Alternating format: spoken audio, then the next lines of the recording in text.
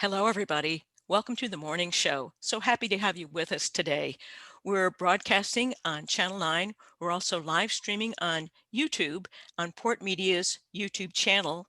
And it's easy to find that, www.ncmhub.org. Just click on the YouTube icon.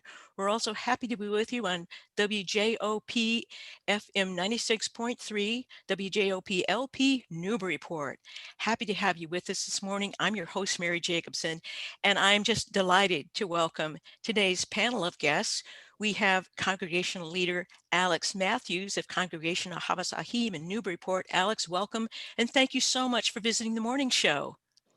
Good morning, Mary. Thank you so much for having me back. My pleasure. We also have Reverend Ogun Holder of Unity on the River in Amesbury. Reverend Ogun, thank you so much for visiting the morning show. It is my pleasure. I'm glad to be here. Great, thank you so much. And we also have Reverend Rebecca Bryan of First Religious Society Unitarian Universalist Church in Newburyport. Reverend Rebecca, thanks for your return visit to the morning show.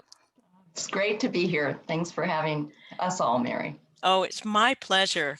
Well, I want to start out by explaining how the idea for this panel came to me this summer while I was watching John Lewis's, the late Congressman and civil rights legend, John Lewis's funeral on television in August. John Lewis's faith was fused with his activism, and he always remained hopeful that, and I'm quoting his words now, ordinary people with extraordinary vision can redeem the soul of America. Sounds good, doesn't it? Well, he saw democracy as a fundamental action, not a static thing that we could take for granted, but an act that we each need to keep participating in if we're ever going to build what John Lewis called the beloved community of a nation and world society at peace with itself. These are such chaotic times, and it can feel as though many aspects of our government, our Constitution, our law enforcement, and our shared national commitment to racial justice have been turned upside down and inside out. Personally, sometimes I find it hard to balance a wish to be more activist in addressing issues and a kind of a lost feeling about where would I even begin? These days, would it even make a difference? And what I admired about John Lewis was his enduring faith and commitment in his hope and belief in the U.S. and in each of us, in our ability to pursue justice in what he eloquently called the more excellent way of nonviolent activism. So I thought it would be helpful and inspiring to talk with spiritual leaders who, in the tradition of John Lewis, can articulate what they have faith in, can speak to how it motivates them to activism and in what forms, and how they stay hopeful. So the first question I wanted to pose to each of my three spiritual leaders this morning is if you could just introduce yourself briefly to our audience and say a little bit about what your church or synagogue is and what initially drew you to become a spiritual leader within your faith tradition. So let's see, on my screen, Alex, you come up first. Would you be willing to begin? Sure. Thank you, Mary. So my name again is Alex Matthews, and my title is Congregational Leader at Congregation Ahavas Achim in the synagogue in Newburyport.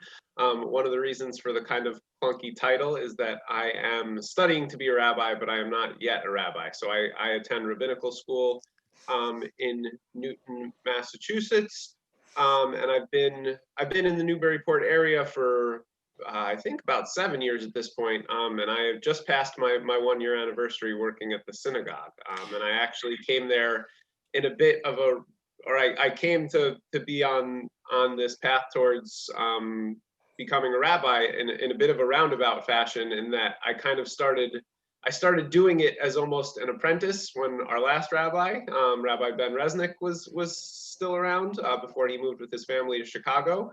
And once I kind of started doing it on that level, I realized that I really enjoyed that leadership role, and Judaism and really active participation had always been a really big part of my life, but it kind of came to me a little bit late and a little all of a sudden that taking on that bigger role in the community was something I wanted to do. And so now I'm kind of doing it all at once, the school and the rabbinic duties, and it's been a really wonderful first year. I mean, obviously really chaotic and really unexpected too, but also I'm sure. wonderful Yeah.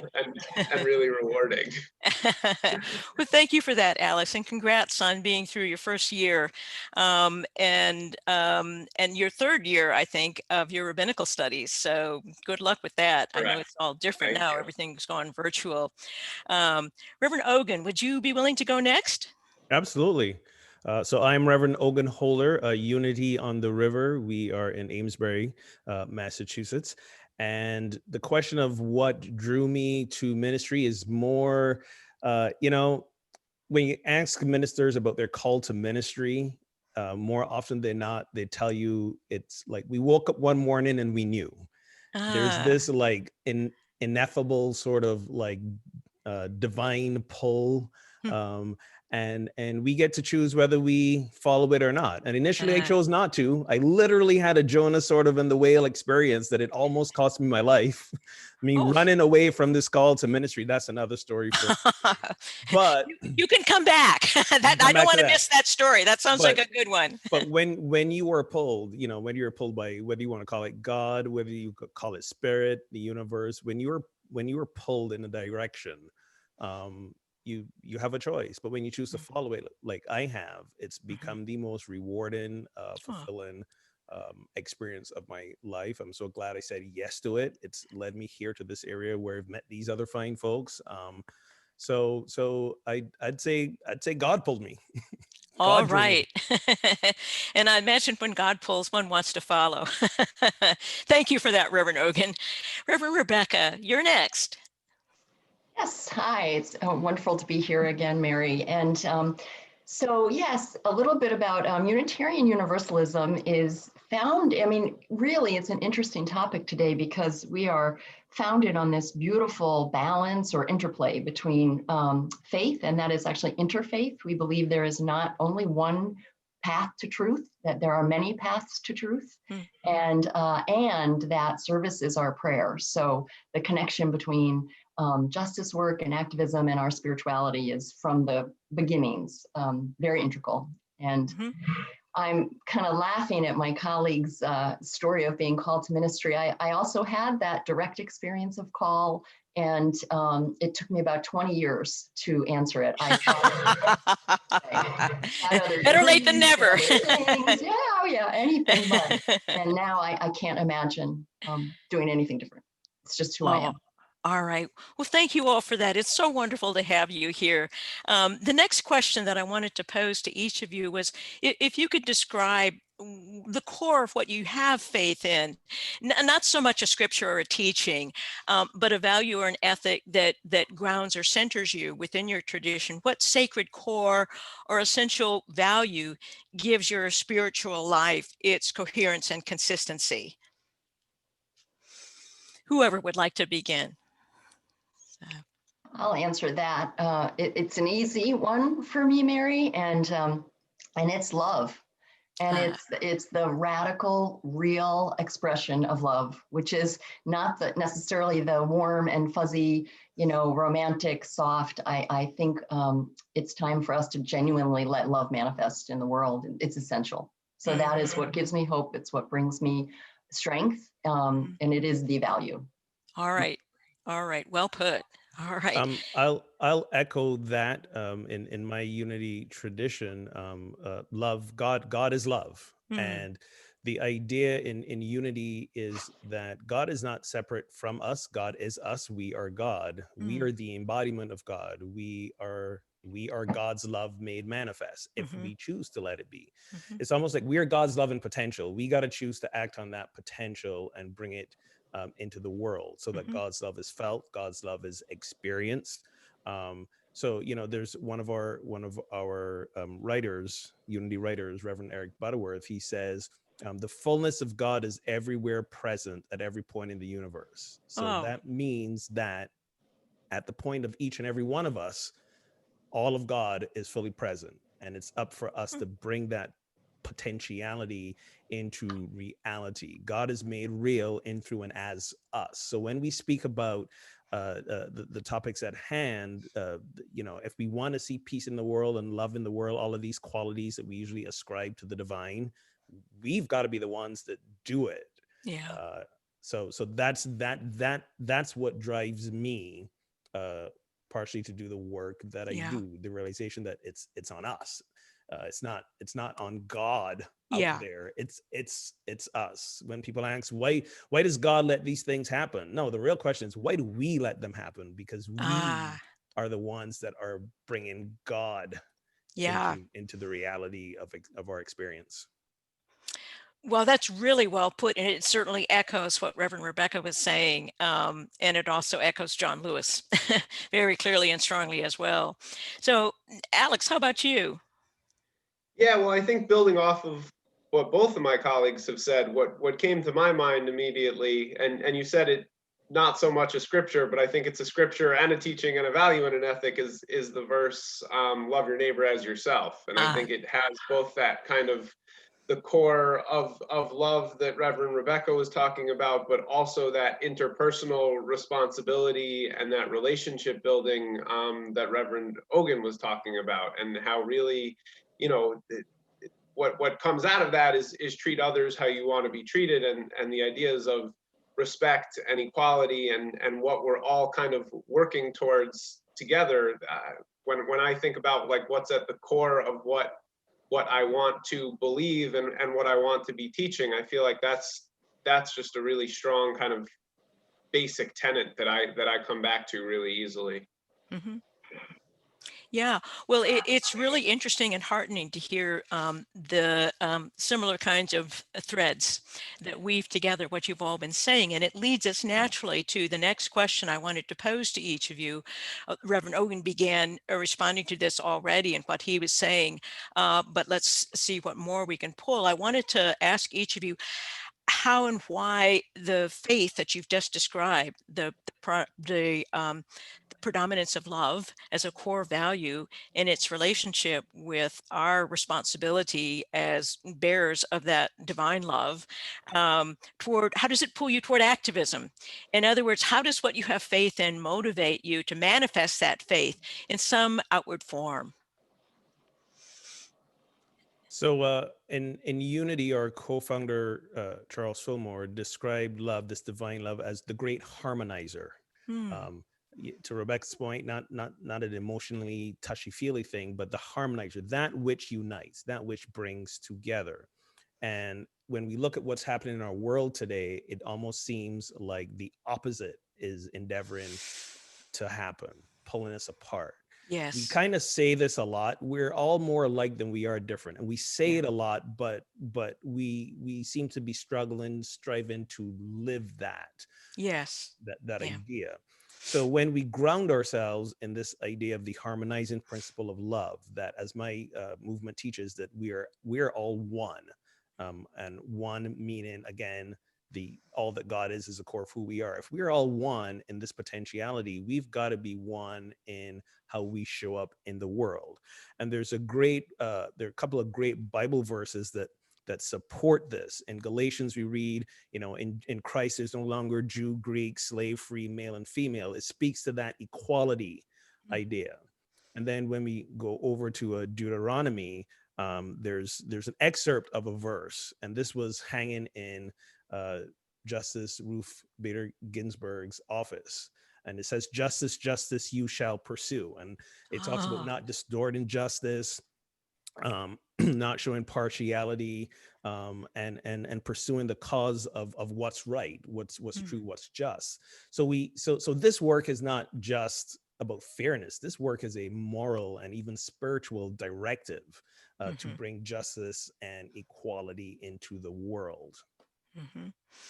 Gosh, that's very inspiring. I love the way you put that. And it also makes me think about that pursuing justice is also something that will bring us together, inevitably, invariably. And if we can find a way to join together and pursue that actively, no doubt we can help overcome some of those tensions that pull us apart and rediscover and rest within what we do have in common. So Alex and Reverend Rebecca, how about your response to that question about how your faith pulls you toward activism? Reverend Rebecca, you want to? Sure, I can go. Yeah, it's well, again, I'm just nodding my head with everything that my colleagues are saying. You know, when we really allow our faith to be alive and real and not only intellectual or a lot of words, but when we genuinely experience the truth, whether that is, you know, on a physical, biological level, a physical level, a spiritual level, an emotional level, that we are actually all interconnected, literally. And the pandemic has certainly brought that home for us. Yeah. When we get that and we get it in our hearts and we live in that place of connected love, we can't help but work towards equality and justice for everyone. I mean, we just can't not. I believe that it's our little ego selves that keep us separate, that want us to have this kind of tribalism and this, it's about me. You know, any faith or religion, in my opinion, that keeps it all about the individual is missing it. It is genuinely about the beloved community, to use that terminology again. And it's in Buddhism. I mean, it's in, I think, all of the religions that, you know, none of us are free until all of us are free. And I think right now, for white people to truly understand that around issues, for example, with Black Lives Matter, this is not about, oh, we're being such good people. Like, we are not free. We carry this trauma and guilt, and we are all imprisoned by this. Yeah, absolutely. Yeah. Alex, did you have something to echo or add? Yeah, and I think for me, and I think also what I'm hearing from Reverend Rebecca and Reverend Ogun is that, like, in a lot of ways, faith is the driver. Faith is kind of what brings us together internally, and what kind of really forms the basis for the community and for dialogue. And then, you know, once you move over a little bit to activism, that's externalizing it, right? That's kind of how we go out and make the message real. And so I feel like there is kind of that pivot point in a way, right? That we don't just want it to be conversations that we're having internally, or conversations that we're having in our communities, but really being able to kind of build that larger community, to go outside and to really actualize things that I think, once we build that strong foundation in faith work, becomes much easier and much more possible. I like the way you put that, the pivot that builds up and then needs to take one outward from the core. And one of the things I think that can be a stumbling block sometimes, when people may be teetering on the brink of that pivot point, is anticipating encounters with people who may feel frightened by or express judgment of the changes that you might be trying to advocate for. John Lewis, it never stopped John Lewis. He was never afraid. He was, you know, beaten on the Pettus Bridge. He was arrested 40 times. He never stopped. But some of us, maybe most of us, even under much less trying circumstances, would have lost our way. I think it's fair to say, getting stuck in cynicism or despair, or echoing the hatred and fear of what we may be tempted to see as the other side, or even more polarizing, the bad people. So how does your faith help you to deal with people who not only might disagree with the goals of your activism, but actively oppose them, and not always in peaceful or nonviolent ways, but sometimes in ways that can be quite aggressive? So any of your thoughts about how you think about or cope with some of those barriers sometimes that we may run into in pursuing activist goals? I can respond to that, Mary, first.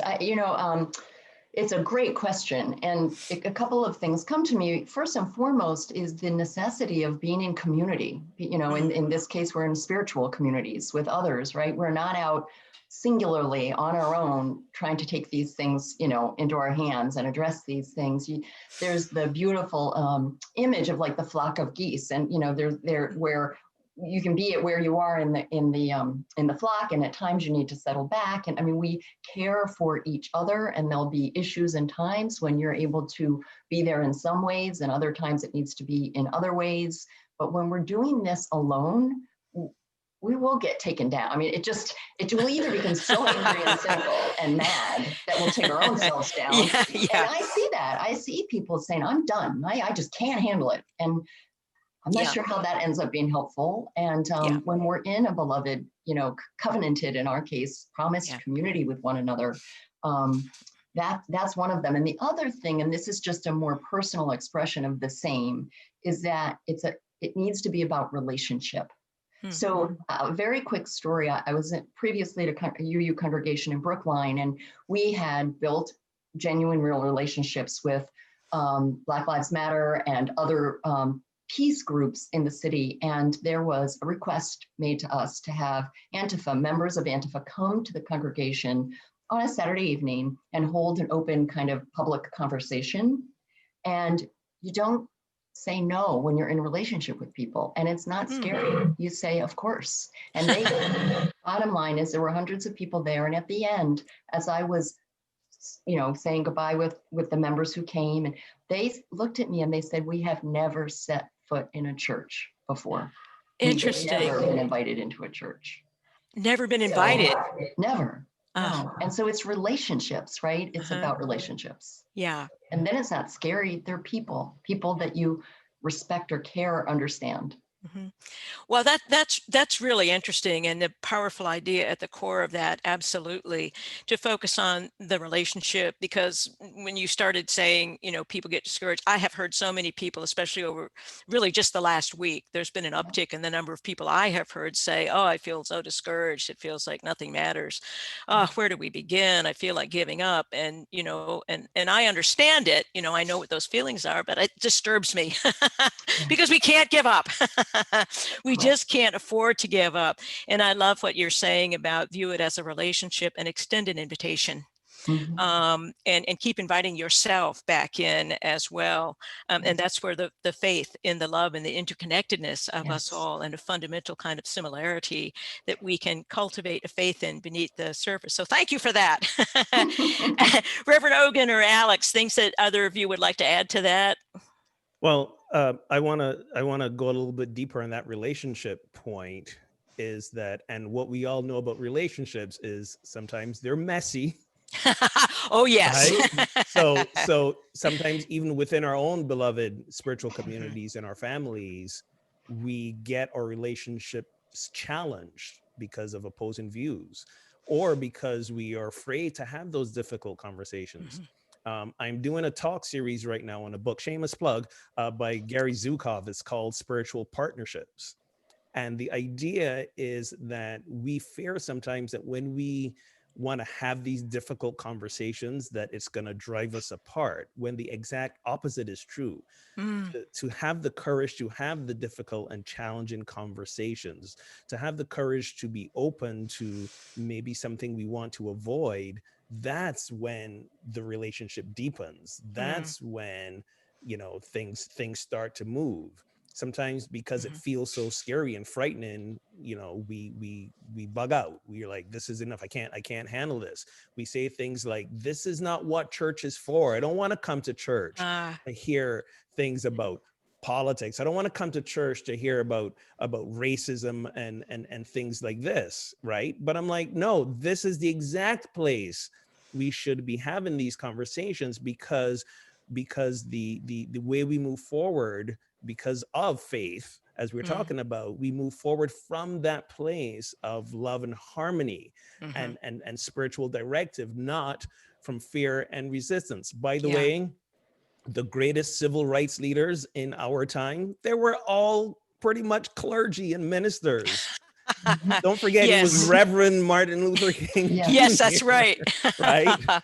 That's right. So the church should be the leader of and in the forefront of this change that we're happening, because we're doing it from that heart-centered place. And it's gonna be tough for some congregants in some communities that don't normally look at these things, that maybe Yeah. see church as a way to escape, not Yeah. a place to engage. And it's hard on some of us clergy to step up to that challenge as well, Yeah. especially when you don't come from a tradition like Reverend Rebecca's that so admirably lead on social justice issues and change as built into their ministry DNA.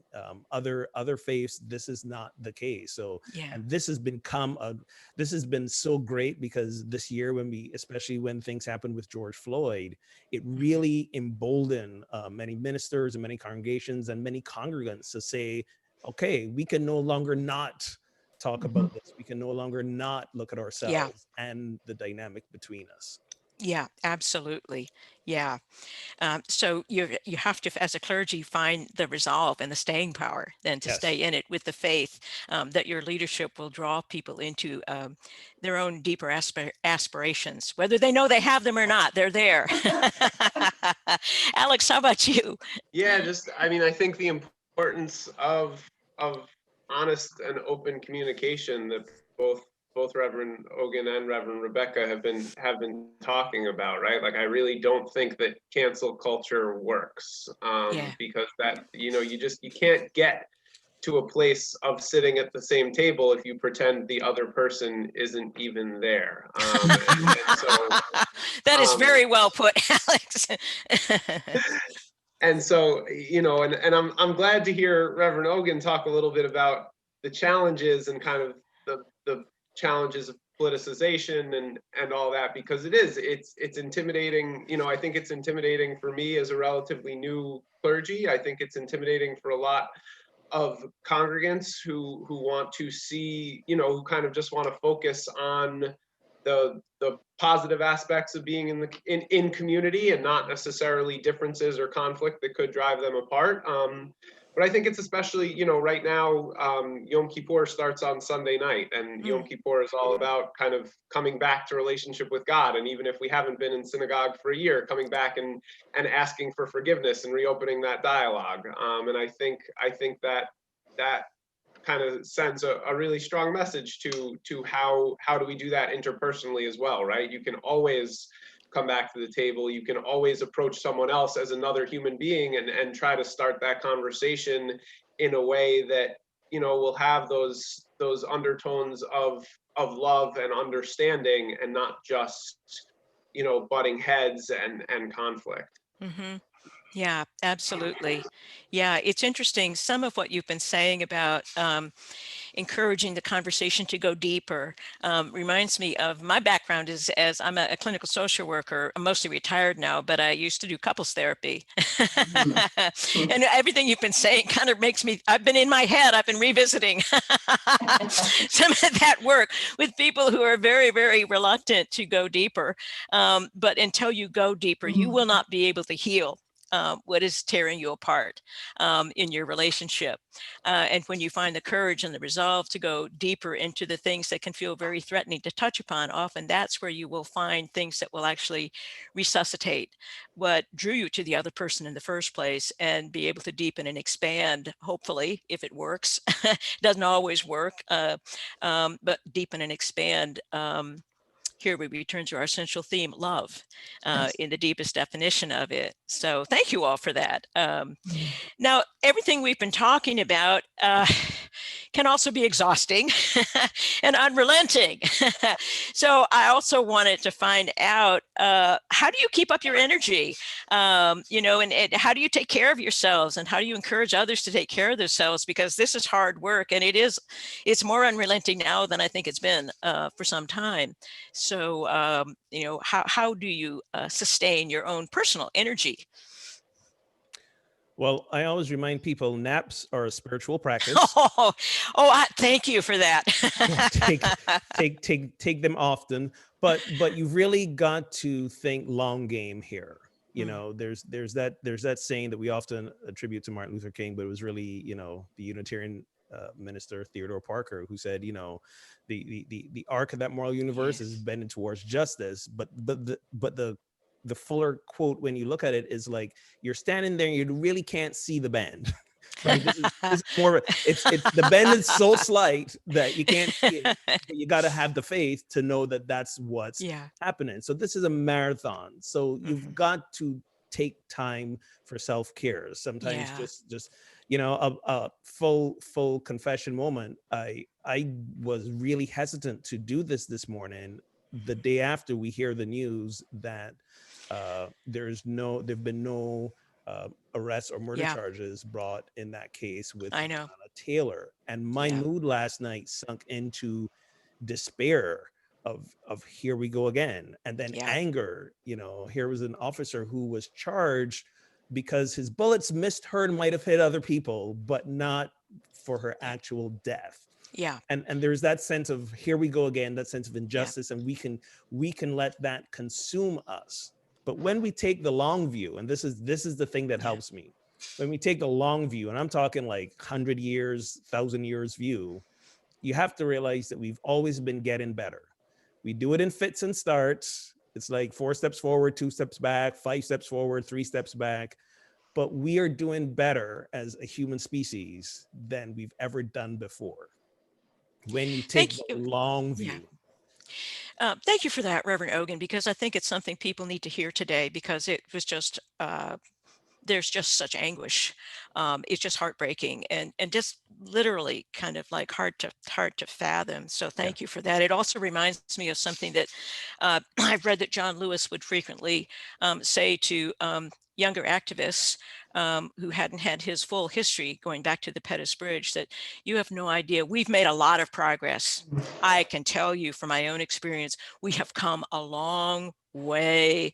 Of course, naturally from the present moment, and especially for younger generations, you see what's not done yet. But it took a long time. It didn't come easily, but as John Lewis said, and you see when they were showing all that footage of the Pettus Bridge, and you go, oh my God, you know, we have come a long way, thank God. So thank you for that. That's really helpful and really important. Alex or Reverend Rebecca, any comments on self-care?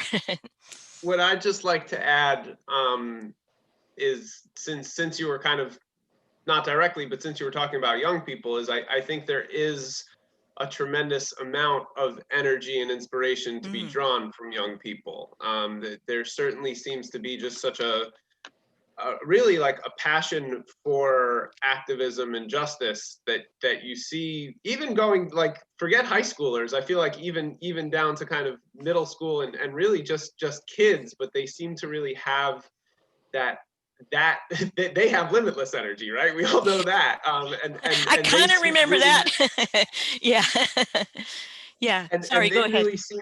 They really seem to be wanting to move a lot of these social justice issues forward. And so being able to draw on that enthusiasm and energy of really, you know, a younger generation in the future, I think can be really inspiring and really kind of give us a reminder and a little bit of a re-up when we need it, that, like, yeah, it is worth pushing forward and worth mustering whatever little bits of energy we have left at the end of the day, to kind of keep building that into the future.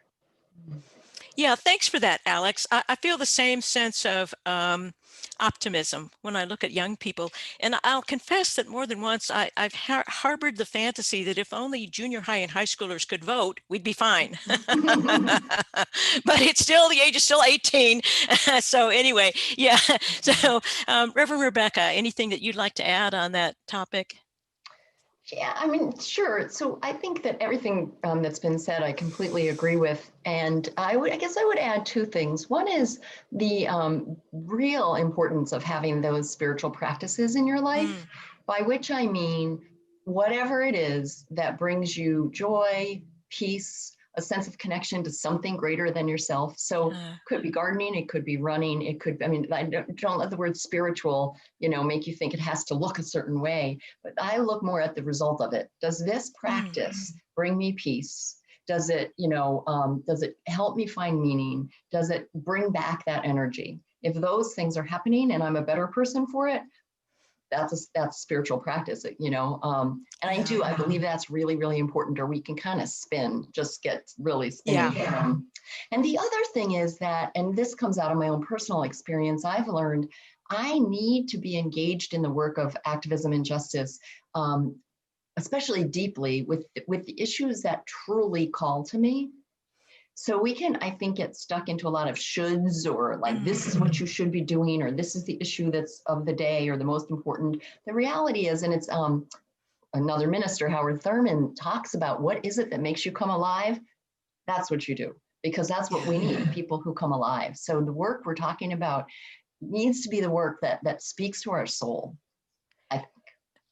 Excellent. The work that speaks to our soul. Yeah. I like There's that. plenty of work, right? There's no shortage of issues and needs. Absolutely.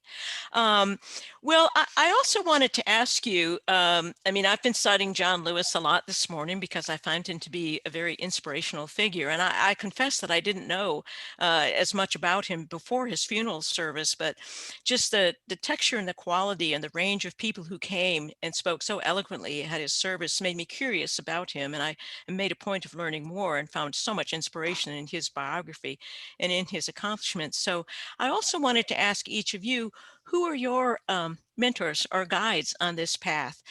People either living or dead who have inspired you and provided you with models for how you practice activism and or how you inspire others to be activists.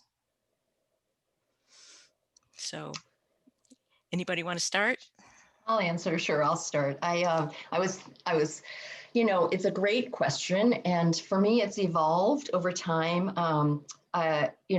I would say that the first person who really held that place in my life, and my experience with this is that I have deep relationships with a fewer number of people. And then I read a lot and learn a lot about others, but I do need those deep wells. I need the people as mentors that are almost partnering with me, though they don't know who I am. They've never heard of me. But so Thich Nhat Hanh was that person, and I engaged Buddhism from my early 20s for probably about 20 years. And in the last decade or so, and to this day, is Richard Rohr. He's actually a Franciscan priest who I have his current book right here. But he embodies and describes and writes about and teaches about a model of this, where we hold both our contemplative center and connection to God or love, or again, whatever words, and our need to be acting, but acting from that place. And that's what I guess I would say. For me, what I get the most is that from him is like, where are we going to act from? Are we going to act from a place of, anger, rage, fear, you over there, bad person, I have to fight you, fix you, right? Or do we act from a place that is what we want to be creating in the world? And so he's currently, or over the last decade or so, been the person that walks with me every day. Excellent. And what was the name of that book that you held up? Oh, it's called Dancing, Standing Still. Dancing, Standing Still. Yeah, all right. The world from a place of prayer, which doesn't mean you sit and pray and don't act. Right. Okay. That's not what it means. Thank you for that. Alex or Reverend Ogun? Yeah, so my answer is actually, I think, more or less the exact opposite of Reverend Rebecca's. She spoke about having like a few really intentional, really deep relationships.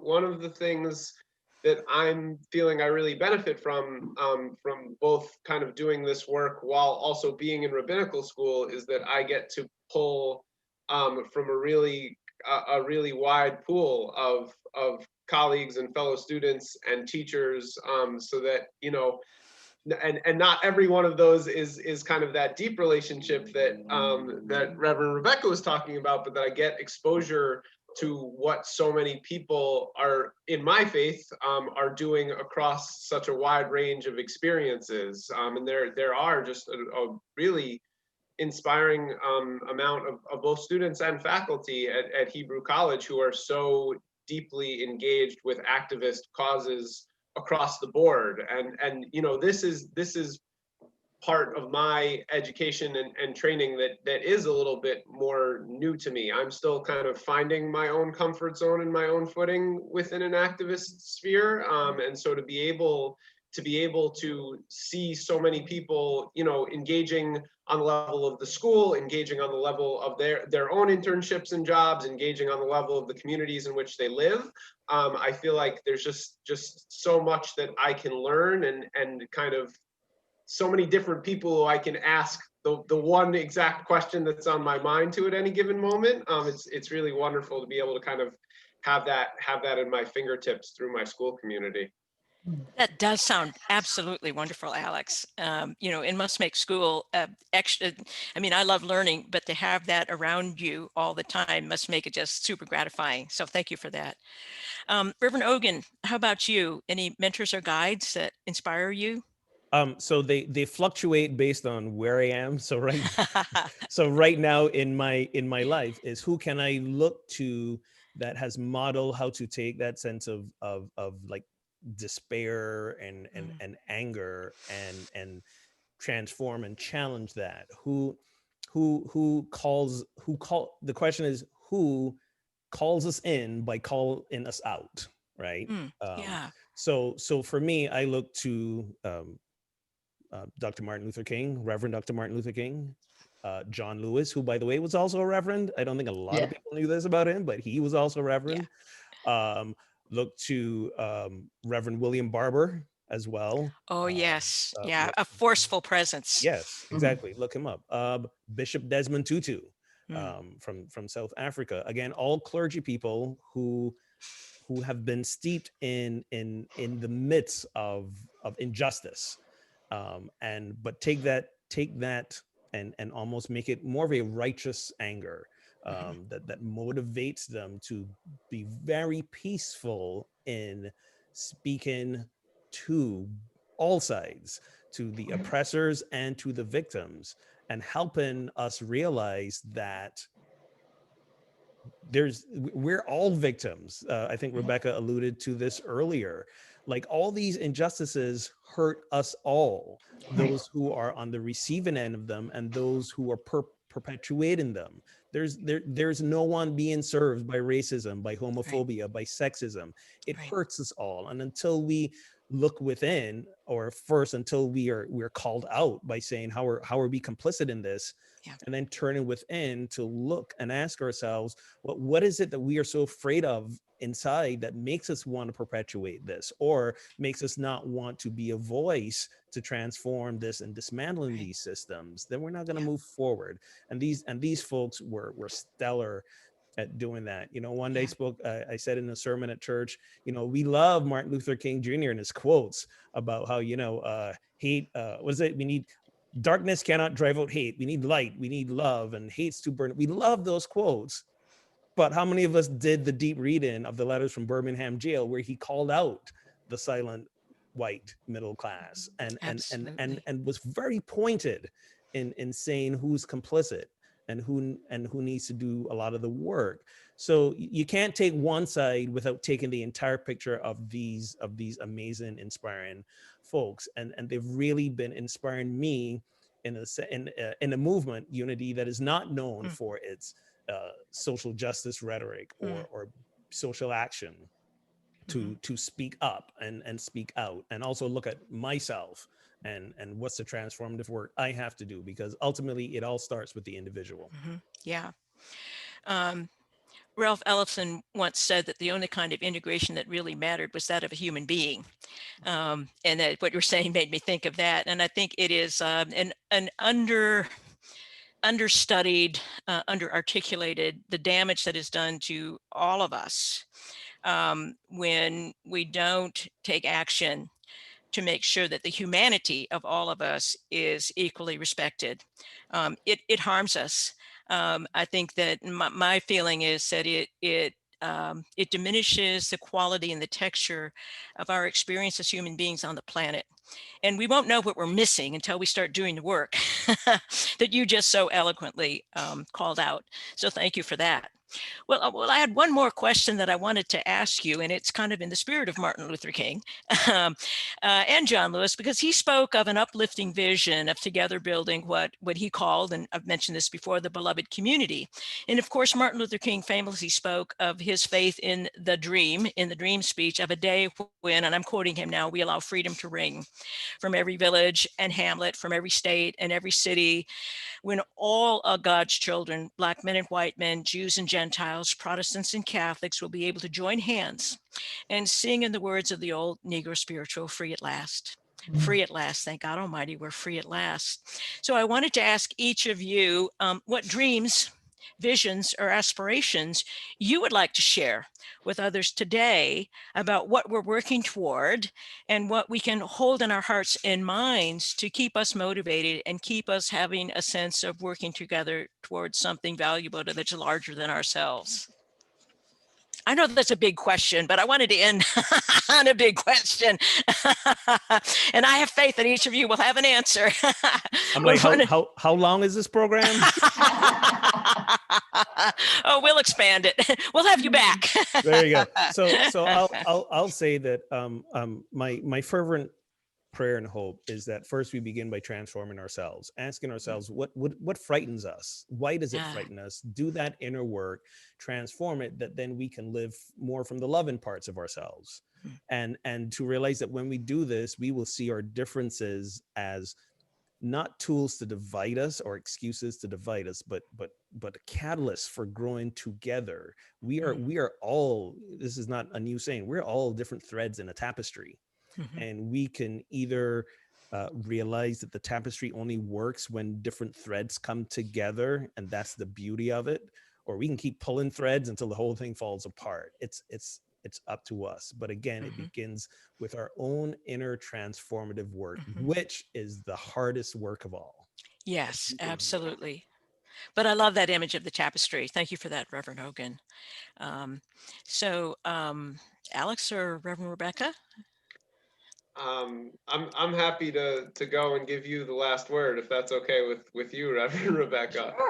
Sure. So I come back to the concept that we talk about in Judaism and in Hebrew as tikkun olam, repairing the world. And I think that,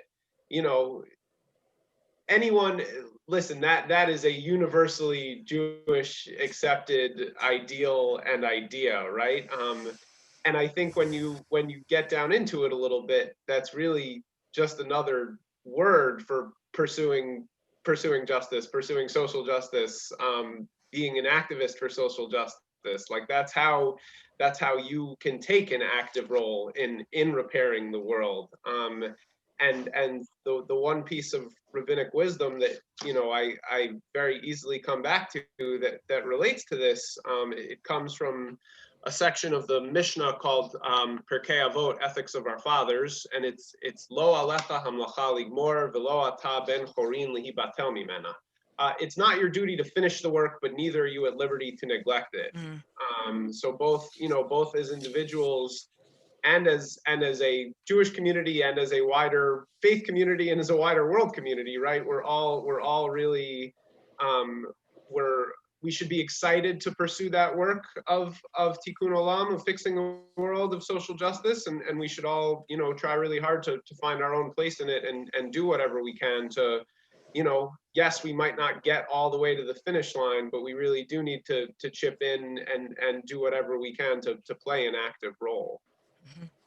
Yeah, I love that notion of tikkun olam. I encountered it in the documentary about Mr. Rogers, actually, when they went to speak to Mr. Rogers, an older Mr. Rogers after 9/11, and they wanted some words of wisdom from him, and he spoke about tikkun olam and the repair of the world, and I found it very moving. And so thank you for that, Alex. It's never done, and it falls to us to get to work on the repairing. So Reverend Rebecca, how about you? Great things I'm hearing. Thank you all. I'm excited about this question because I've challenged myself recently to actually write this down myself. I'm not entirely finished with that yet, but it is a challenge that came out of a recent interview I had. And So I have a few things that I would want to share. I guess I would start with actual transformation and change, that genuinely things are different. And so what might that include, right? It would be a place where people want and can bring children onto this earth because practices have changed. And I'm no longer talking to young people who are afraid to bear children on this earth, where Black people and women and Indigenous people are leaders and are actually running things in different ways, and where we honor our elders and our youth, you know, and the kind of squares we've all lived in that kept everybody out is a circle, and it's open, and people are actually empowered and equal. And you know, the distinction, to live that way, the distinction between sort of the secular and the sacred, I believe, has to be demolished. Like, we need to stop thinking there's this like distinction between what is spiritual, what is religious, what is sacred, and what is, you know, secular. These aren't political issues, they're human rights, and they're rights of the earth. And so that I mean, I feel very passionately about this, and I do think it's transformation, and it's got alluded to, it starts with us, and it is about healing the world. So, well, those are all transformational images and extremely well put and very inspiring. I'm so glad I had the idea to put this panel together. I'm so grateful to all of you. That was wonderful. Before I let you go, Reverend Ogun, I wanted to go back to what is really not a shameless pitch, but I wonder if you could say a little bit more about the Gary, is that Gary Zukov, The Seat of the Soul, Gary Zukov? Yes, the same Okay. one. He wrote a book called Spiritual Partnerships: Journey to Authentic Power, and it's really about realizing that when we challenge the frightened parts of ourselves, and that's when the transformation truly can begin. And that's really why we're in each other's lives, to challenge those frightened parts of each and every one of us, because we're not going to do the work by ourselves necessarily to find them or even know what they are. So that's why other people are in our lives, to do that. But it's scary, it's icky work, and often we choose to run rather than choose to face. And you can watch my whole series about that. Head over to unityontheriver.org. Now it's the shameless plug. Unityontheriver.org and on YouTube as well. No, it's a proud plug and a good one. There you go. Well, thank you all so much. I really appreciate your taking the time to visit the morning show and to share your inspiration and your wisdom with us. Thank you so much. I really appreciate it. We may have to do this again. So, well, that's it for today's show, everybody. I hope you'll join us next week when my guest will be Joan Brodsky of Canterbury Shaker Village. I've been fascinated by the Shakers for a really long time. They were early advocates of both gender and racial equality, and they believe that we could create a more perfect community on earth. And I think they have some things that are relevant for us during these times. Also next week, October, is National Mental Health Awareness Day. So Gary Gassman and Christine Turner of Link House will be here to talk to us about what mental health awareness means in the fall of 2020.